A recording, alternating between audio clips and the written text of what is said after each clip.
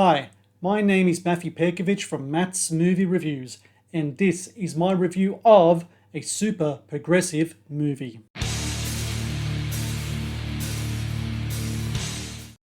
A gloriously politically incorrect satire of all things the woke left, a super progressive movie loses its edge when it transitions from potent parody to a campaign ad for the One Nation political party.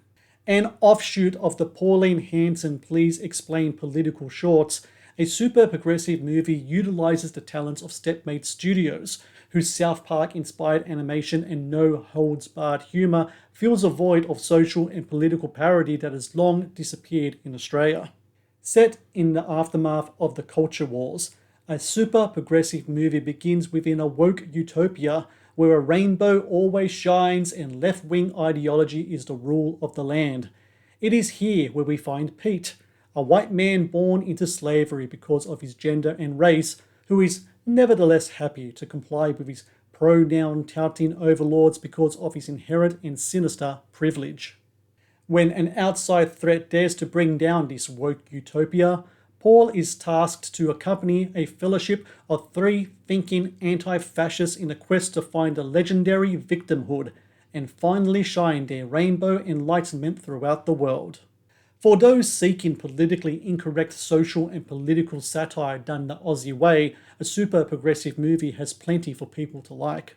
It is rare to find an Australian movie willing to parody the left and do so with suitably offensive, often funny results, mining the ridiculous beliefs of the woke religion for great comedy effect. Where a super progressive movie falters is that it is essentially a political ad for Hanson and her One Nation party.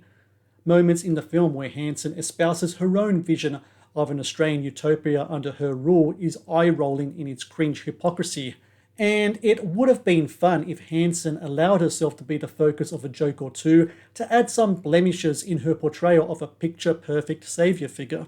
Hanson, however, shouldn't have to make a film like a super progressive movie if Australia's entertainers had the testicular fortitude to parody the woke left themselves.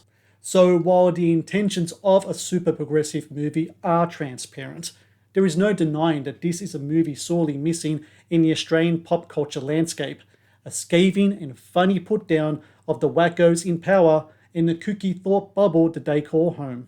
Thank you for watching the Matt's Movie Reviews channel. Please subscribe for more reviews, podcast interviews, and exclusive content.